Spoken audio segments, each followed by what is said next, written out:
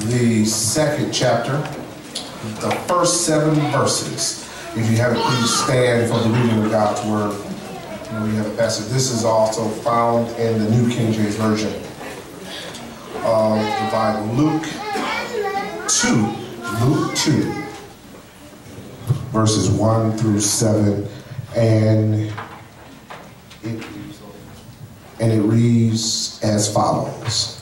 And it came to pass in those days that a decree went out from Caesar Augustus that all the world should be registered. This census first took place while Quirinius was governing Syria. So all went to be registered, everyone to his own city.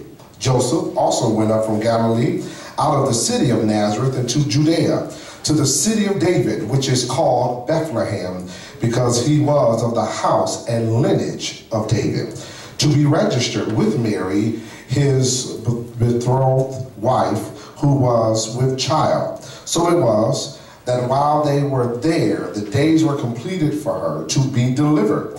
And she brought forth her firstborn son, and wrapped him in swaddling cloths, and laid him in a manger, because there was no room for them in the inn. Amen. I'd like to preach from the subject, Mary's baby boy. Amen.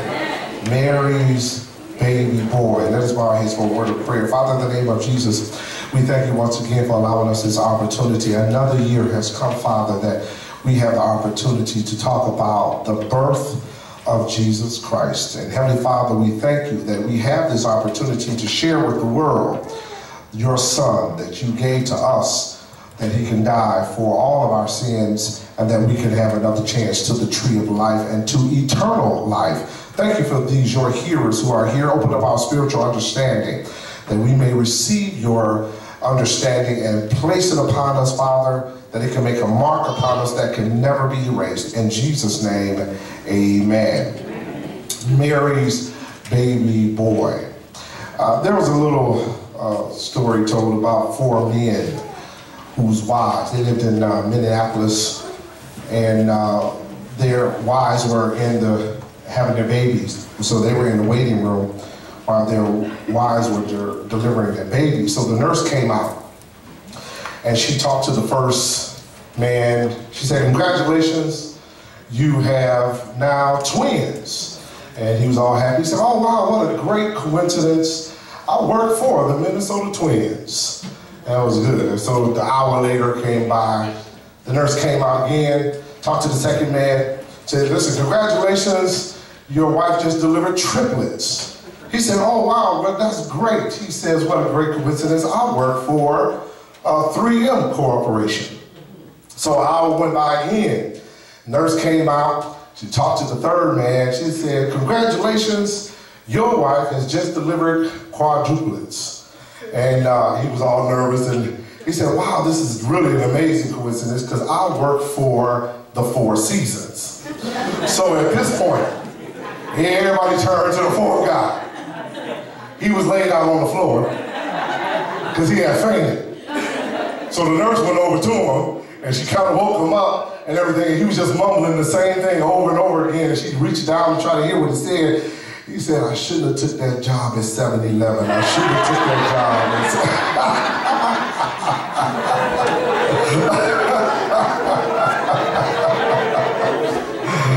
Brothers and sisters, your births are important.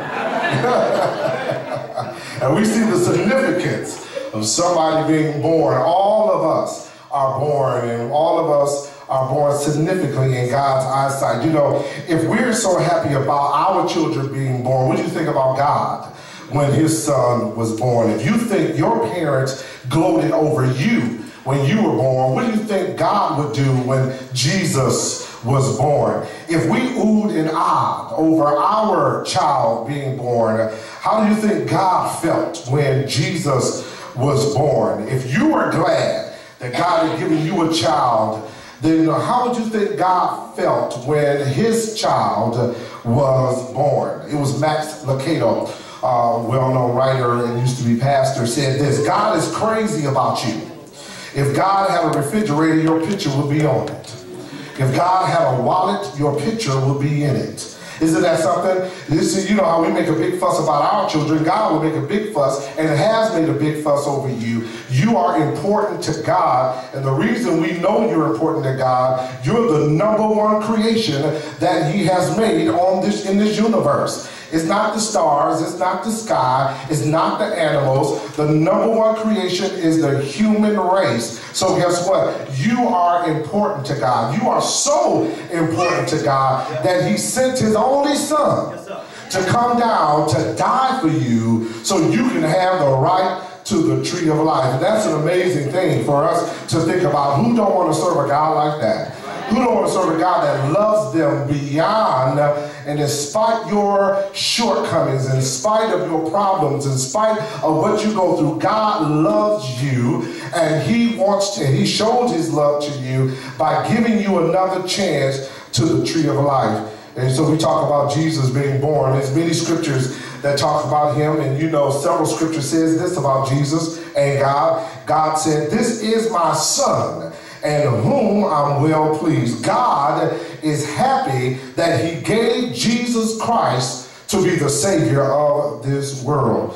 You know, there's this birth is probably the most, and it is the most important birth there is. So I'm going to go through 5 points today to show you about the birth of Jesus Christ, how important it is, and how we should look at it in our lives today. Number 1, look at verse 1 and 2 again.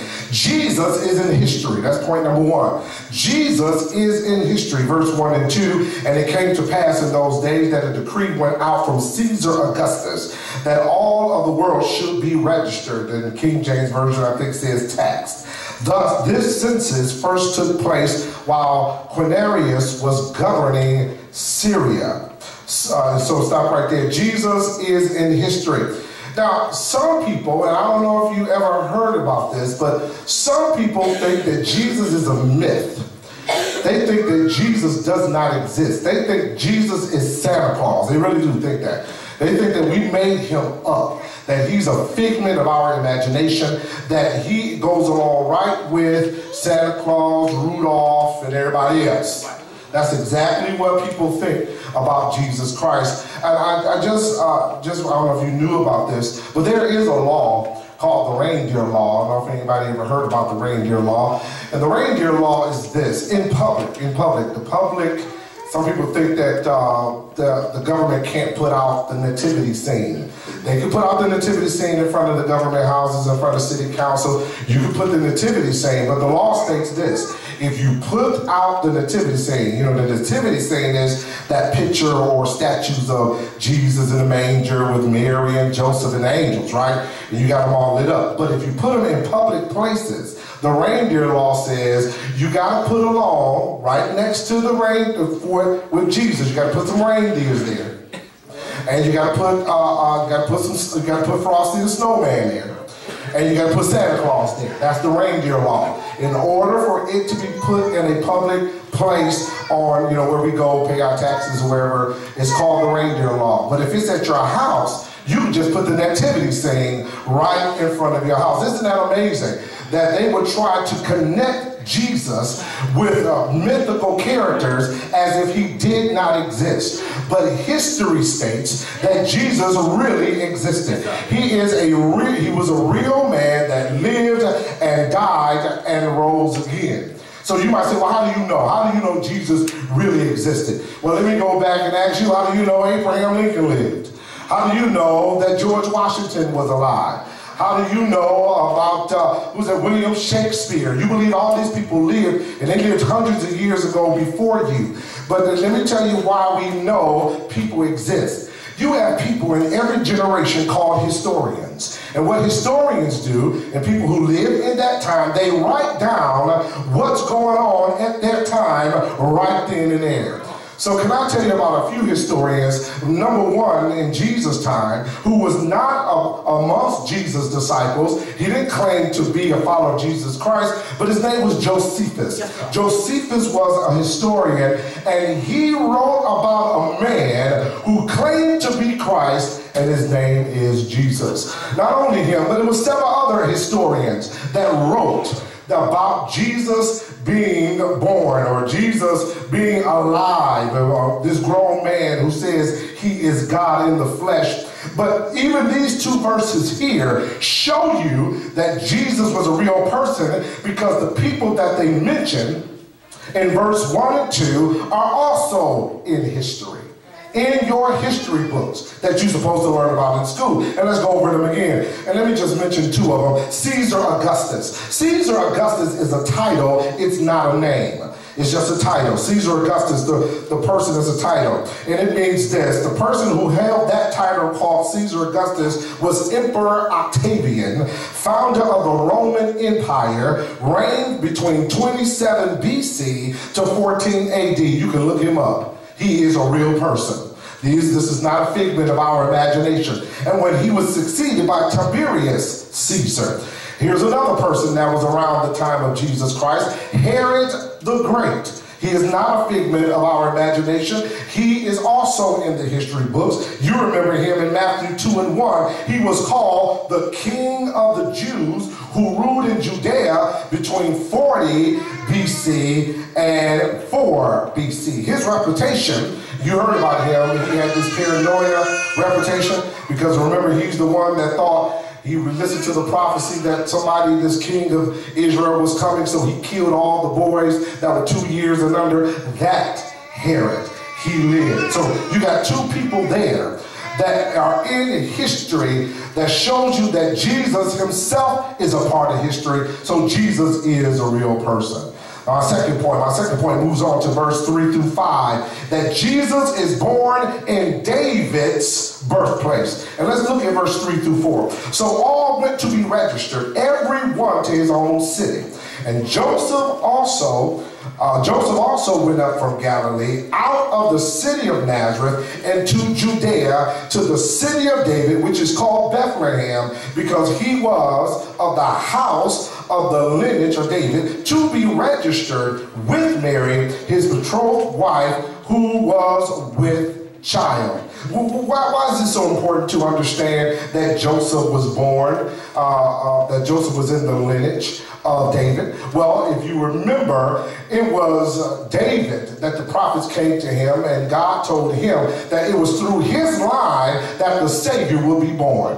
It was through the lineage of King David, who lived almost 1,000 years before Jesus Christ. God told him that it's through your line, through one of your sons that sit on the throne after you, David, that the son will be born whose throne will never be lost, and that he will be the Savior of the world. Let me tell you what that prophecy said. It says this, and this is 2 Samuel 7:16, your house, David, and your kingdom will endure forever before me. Your throne will be established forever. How is that? How can a human being like David's throne last forever when David died? His sons died, and every son after them died. Well, he got one son named Jesus Christ who came from that lineage, and guess what? He died, but he rose again. So that means he'll never die again. And because Jesus will never die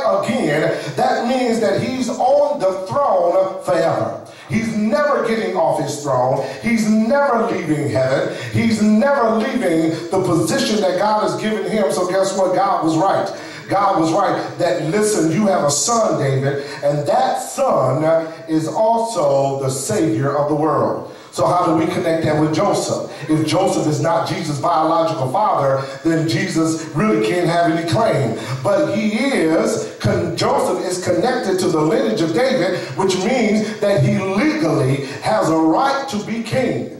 But some of you still might find that kind of strange. So let me connect the bloodline of Jesus to the throne of David. Well, let's go to his mother. In this chapter, chapter 2, we'll get to it probably next year, but there also is a lineage line of Mary in Luke 2 that directly takes you from Mary's lineage all the way back to the lineage of David. So not only was Joseph part of David's family, his mother Mary was also part of David's family, meaning it's connected now to the bloodline of Jesus Christ. So we now know, number one, that his He is there in history. Number two, his birthplace is that of King David. And then let me tell you this. Why did God allow Jesus to be born over 2014 years ago?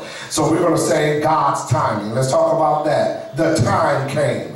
God called Jesus, and he allowed Jesus to be born 2014 years ago on time for one reason. And that is this reason only. Let's look at verse 6. Verse 6 says, "So it was that while they were there, the days were completed for her to be delivered." So while they were there, the time came for the baby to be born. It was time for her to be delivered. So let's talk about time. My timing, your timing is different. You know, but guess what? God's timing is always perfect. And we know that when we say we're going to be on time, we may not be on time. But how many of you know that God is always on time? How many of you know that God has perfect timing? So whatever he does in our lives, it's always perfect. Jesus being born 2014 years ago was right on time. He was not born, no, God didn't allow him to be born in the year 2000 and 1950 or 90, no. He allowed him to be born in that era 2014 years ago for a reason. And listen to this, for this reason. Galatians 4 and 5 says this, "But when the time had fully come, God sent his son, born of a woman, under the law, to redeem those under the law, that we might receive the full rights of sons." No, so I don't know why God chose 2,000 years ago to let his son be born, but whenever he allowed Jesus to be born over 2014 years ago, it was right on time. And that's the same thing with your life. You do live in the right time. Yeah, I know some of y'all wish y'all was born 50 years ago. I know some of y'all wish I was born 100 years ago. I thank God for being born in 1967. Because had I been born in slavery time, I probably would have been a dead slave. You know what I'm saying? I couldn't go through what they was going through. I mean, you better put that whip down. Oh, look. I ain't picking up another bill. Look, listen, so the time that we're born, I couldn't be born in Martin Luther King's time. I couldn't have been born in that time. Somebody telling me to get on the back of the bus. You see, that's far-fetched for us who was born after that time, that people had to endure such harshness. So you were born in the right time. Oh, it's bad out here. And it's bad. Yes, it was bad for them then. That's right. It's bad for us now. It's going to be bad next time for the next generation. Whatever generation you live in, there will always be some bad times. There will always be something going on to make you stand up and say, you know, God, am I really born in the right time? Yes, you're born in the right time. You just got to make the right stand for the time that you live in. You hear the phrase, for such a time as this. That's right. For such a time as this, God had you born. You were born the day you were born for the generation that you live in to make a difference in this world forever, however long you have on this planet. Jesus was born over 2014 years ago for that time and for that reason only, that all of us after that may have a right to the tree of life. We shouldn't worry about when he was born. We should thank God that he was born.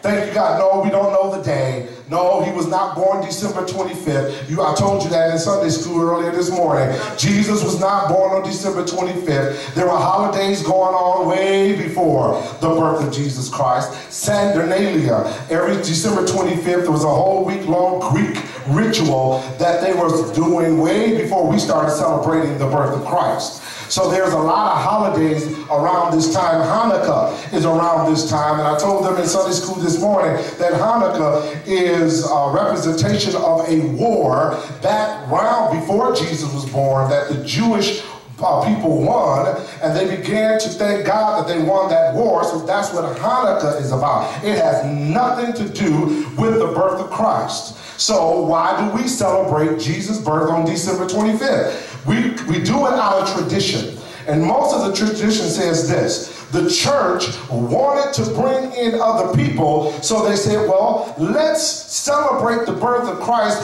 around the time everybody else is celebrating all these other pagan gods, and maybe we can pull some people in. But you know what happened? Guess what happened? This is what happens to the church all the time. Instead of us bringing them in, they pulled us in. We start picking little things that these pagan religions were doing, and we brought it into our service. The mistletoe don't come from Christianity. I know that, right? No, that don't come from us. That didn't start with Christianity. That start with the pagan religion. All the deck, when you deck everything in silver and gold, that don't come from Christianity. That also comes from other different religions that are out there in the world. So we pick and choose all these little things that we brought it into us. What about the Christmas tree? Where does that come from? No, that did not come from Christianity, even though a Christian was supposed 300 years ago who had started bringing a tree into his house. But notice what we did. We brought the tree into the house, and instead of memorizing or remembering the birth of Christ, we started celebrating something else. So now the Christmas tree tradition has turned into something else, not looking at the tradition of Jesus Christ's birth. And as a matter of fact, there was no Christmas tree at his birth. We didn't read nowhere in these 7 verses that there was a Christmas tree. You know, and some people say, well, you know, I have a Christmas tree, and that's fine. You can have a Christmas tree. I just asked you to do this. Please don't sing to the Christmas tree. Do not go around start singing to the Christmas tree. Don't do that. What you mean? We don't sing to the Christmas tree. Yes, we do. Here's the song. Y'all remember this one? Oh, Christmas tree. Oh, Christmas tree. Y'all remember that? Yeah. So guess what? We used to stand around the tree holding hands, put the little star on top, and we sung to a tree. Now, God could have struck all of us down, right? These fools don't put some lights around a tree, put a little star and an angel on top of it, and start singing. I made them, and they singing to a tree. Listen, you can have your tradition with your trees, but don't sing to the tree. The tree has nothing to do with Jesus Christ's birth, and I'm not telling you to take away that tradition, but when in my family for the past 25 years, we started our own tradition. We don't have to celebrate with the Christmas tree, but we start our own celebration of Christmas where we get together and we put the presents in the front area in the living room, and we thank God for whatever he's done for us that year. Now, my wife tried to get us to open up the presents on December the 21st, you know, because, you know, she said, no, let's start our own tradition. Well, why we gotta wait till Christmas?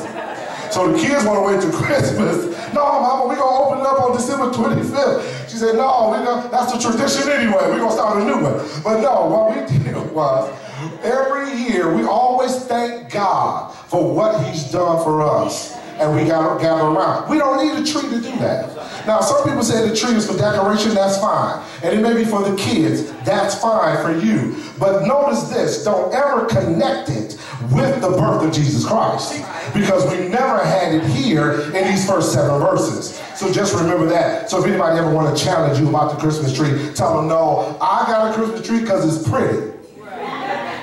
It looks good in my living room, and I got lights around it, and I decorate the tree. That's why I have a tree in my, that's the truth. That's why you have the tree. It has nothing to do with spirituality whatsoever. It looks good in your house. It's pretty. It may make you happy or something. So that's what you tell people. But don't tell them it has anything connected. Now, we Baptists, so we have to have Christmas trees, and I'm a religious person, so I have to have a... No, it has nothing to do with religion at all. It's a tradition that America has started. So remember that. So not only that, now let's look at the 4th thing.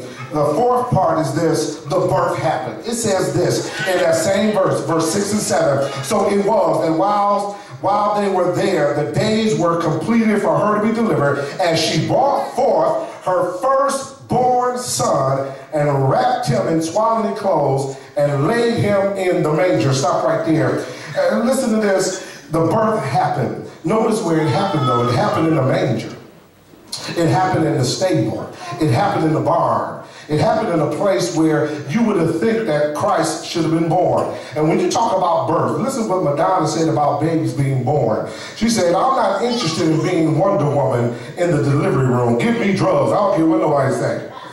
Carol Burnett said this about birth. She says, giving birth is like taking your lower lip and forcing it over your head. She's a comedian. So if anybody don't think it's easy to give birth, y'all better think another thing. It's not easy giving birth, and it's painful in giving birth. So when God gives a woman the miracle of having a child, you need to thank God for that child. Because all the pain that you women have to go through just to have that child, then that gives me another question. And why you let that child grow up to do whatever he want to do and tell you what they... You went through all that pain, and that kid cussing you out, that kid telling you off. I wish my kids would tell me what they gonna do to me to say something to me, and your mother went through all of this pain to bring you into the world, and yet you're gonna disrespect her, you're gonna disrespect your dad, no, listen to this, your birth is a miracle. Did you know that? Every birth is a miracle. Every child is supposed to be here. So when every person that's here, you're here because God wants you here. And thank God that me and my wife knew God when our children were little. So we consecrated our kids back to God, and we made sure that they're not going to disrespect us or they're going to disrespect God as long as they live in our house. And you have to do that. You have to raise your children to the point. Now, they can do whatever they want to do after they turn 18 and get out. Okay? You got to get out now. Because if you're going to tell me what to do, now it's time to go. So this is what we need to say. You need to establish that to your children. I did everything I could for you up to a certain point, but now you're on your own, and it's important that, listen, every birth that we have, it is important. But guess what? When Mary had her baby, that was the most magnificent birth of them all. And the only thing that could be more possible, greater than the birth of Jesus Christ, guess what? It's somebody else getting born again. That's the second greatest miracle in the world. The first greatest miracle is Jesus being born, but the second greatest is you being born again. And you know what we say about being born again. Being born again means this: whatever you were born with first is null and void. Whatever you were born with through your mother and your father, it's null and void. So I hear people tell me that they were born homosexuals, and they were born to do this, and they were born to do that, and I got a propensity to be a drunk, and I got a propensity to be a drug addict. That's from your first birth. I agree with you. Yes, I agree with you. That's why Jesus said, you must be born again. Because when you're born again, then your first birth, it doesn't matter anymore, whatever you was born with. All of us was born in sin and shaped in iniquity. Every last one of us. That means this: in every human being, we all have the propensity to do this: kill, steal, rob, do everything that you think some other person can do. You have the ability in you to do it as well, but because of your upbringing, maybe because you lived in a different neighborhood, you didn't get caught up into that, but you got caught up into something.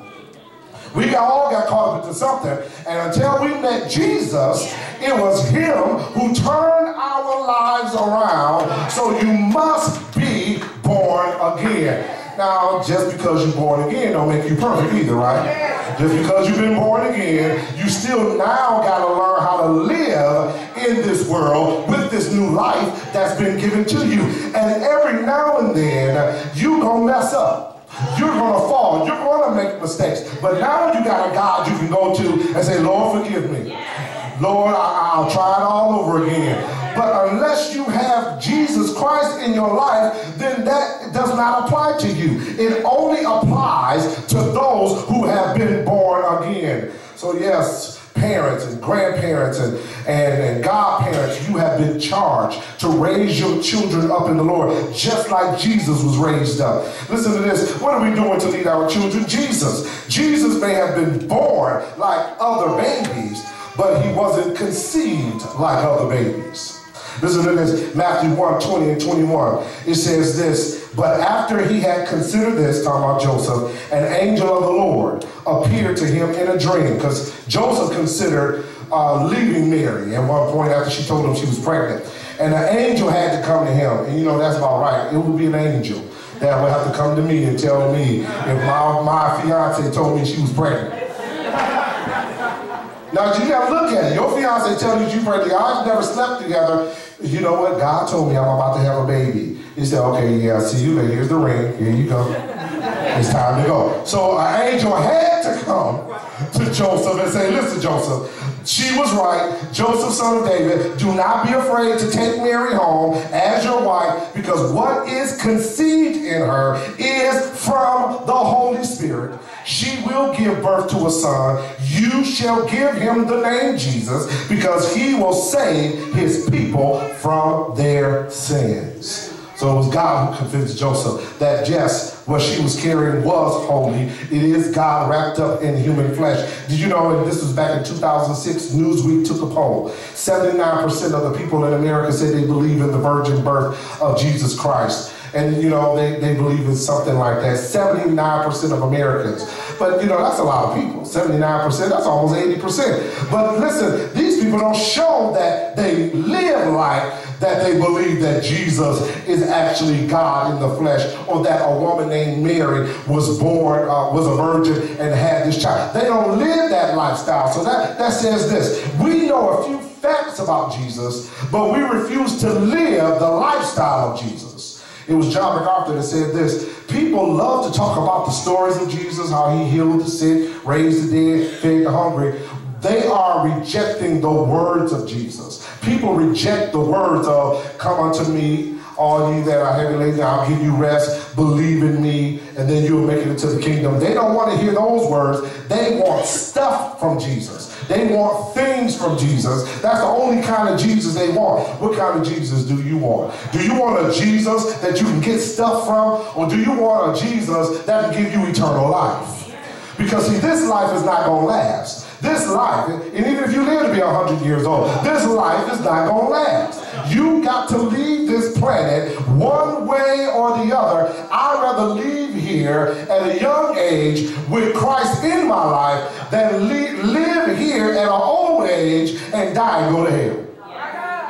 You got to make that decision to accept him. And last but not least is the last point, the rejection, the refusal. What happened to them? Verse 7, the last verse. And she brought forth her firstborn son and wrapped him in swaddling clothes and laid him in a manger, because there was no room for them in the inn. Notice what they're saying. There was no room for them in the inn. They were rejected. They were outcast. You know, as a Christian, you're going to be rejected sometimes. As a Christian, you're going to be asked to make a stand for what you believe, and you're going to be rejected. I have a poem to read to you. I don't know who wrote this poem, but it made a lot of sense for us today. And listen to this poem. It says, the words of No Room sounds like this poem here. 'Twas the month before Christmas, when all through our land, not a Christian was praying or taking a stand, while the politically correct police had taken away the reason for Christmas no one could say. The children were told by their schools not to sing about shepherds and wise men and angels and things. It might hurt people's feelings, the teachers say. December 25th is just a holiday. Yet the shoppers were ready with cash, checks, and credit, pushing folks to the floor just to get it. CDs, Xbox, and iPods. Something was changing, something quite odd. Retailers promoted Ramadan and Kwanzaa in hopes to sell books by Franken and Fonda. But as Targets were hanging their trees upside down, at Lowe's, the word Christmas was nowhere to be found.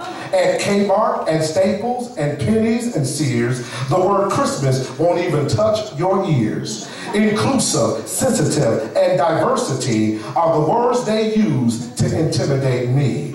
And over at the Senate, there arose such a clatter just to eliminate Jesus in all public matter. And we spoke not a word as they took away our faith, forbidding to speak of salvation and grace. The true gift of Christmas was forgotten and discarded. The reason for the season stopped even before it started. So as you celebrate winter break under your holiday tree, while you sip your Starbucks, listen to me, take much care in what you choose to say. Shout Merry Christmas, not happy holiday. Our country was founded under the Christian way. And I only have to say this, I only have this to say to those who don't like it that way, you don't have to stay. Yeah. So we see here in our Christian country, so-called, that people are pushing out our traditions of how we were founded. And listen to this, you're going to be rejected as Christians. Jesus, as you notice, when he was born, he was wrapped up in swaddling clothes, he was rejected. He was born in a manger, he was rejected. But when Jesus became a grown man, guess what happened to him? Jesus began to heal the sick and raise the dead. They liked that part, but the rejection came again when they began to dislike what he was teaching. There's a lot of times where you will be refused and rejected by your family and your friends, even on this holiday. Even because you stand up for Jesus Christ, people don't want to hear from you, but you got to stand up for Jesus anyhow. You got to say, listen, Mary's baby boy is the reason why I celebrate Christmas. Mary's baby boy is the reason why I give out gifts, because he gave me the greatest gift, and that is eternal life. So what did Mary's baby boy do? He grew up, and at 12 years old, he was able to say, did not you know I was doing my father's business? What did Mary's baby boy grow up to be? He grew up by the age of 30 years old, started his ministry, started healing the sick, started raising the dead. Listen, that's the goal that you should look for all of your children too. If he can start out and raise up in God, you can take your children and raise them up in God. It was Mary's baby boy that she knew would be the Savior of the world. It was him that died on the cross for your sins and my sins. It was Mary's baby boy who took the cat of nine tails and they whipped him and pulled off his flesh when he was whipped all that time in Gethsemane. It was Mary's baby boy that they put a crown of thorns on his head. It was Mary's child, that little baby that we like to wrap up in swaddling clothes. It was him that they took a stick and beat him on top of his head. The scripture says it was Mary's baby boy that they spit in his face and they laughed at him and they mocked him and they stripped his clothes off his body and he walked around naked. As a matter of fact, they hung him on a cross naked, beaten and bruised. It was Mary's baby boy that was unrecognizable, but guess what? He died for you. He was born to die. He was born to go to the cross. He was born for your sins and my sins. He knew that this life of his 33 and a half years being on this planet wasn't going to be long, but that was long enough to do what he had to do. 33 and a half years was long enough to shed his blood for you and me. 33 and a half years was long enough for him to say, Father, into your hands I commend my spirit. 33 and a half years was long enough for him to say, Father, forgive them, for they know not what they do. 33 and a half years was long enough for Jesus to look at the thief on the right hand and say, listen, today you shall be with me in paradise. 33 and a half years was long enough for Jesus to say, son, behold thy mother, mother, behold thy son. And on the third day, he got up with all power in heaven and earth in his hand. It was Mary's baby. The one you talk about at Christmas time. It was Mary's baby. The one you want to wrap up in swaddling clothes. It was Mary's baby that did that for you. And guess what? One more thing. He's coming back again. Oh yeah, he's not coming like a baby next time. He's not coming in a manger next time. The Bible says he's going to come on a white horse. He's going to come with all power. He's going to come with all his angels. He's going to come with all his power. And he's going to set everything straight. That baby that was born 2,000 years ago is God in the flesh. The baby that was born over 2,000 years ago, he is the Savior of the world. And if you put your trust in him, he will deliver you. He will turn your life around. It was Mary's baby boy. Come on, put your hands together. Give God a hand clap of praise for that baby that was born over 2,000 years ago. Now when you're at home, can you appreciate your gifts now? Can you appreciate what you're about to hear from other people? And even though they don't even know. We had a Christmas party at our job. They didn't know. They didn't mention Jesus. We passed and exchanging gifts. People don't know why. They exchanged his gift. But, you know, I always, you know, they was expecting me to say something about God because I'm a preacher in the crowd. So I had to say something, and I don't want to disrespect anybody else in their religion. I just said this. I said, listen, you know, I don't know what religion you're a part of, but I thank God for Jesus being born. They're probably going to write me up. I'm going to write this down. The principal talked about Jesus at the Christmas party.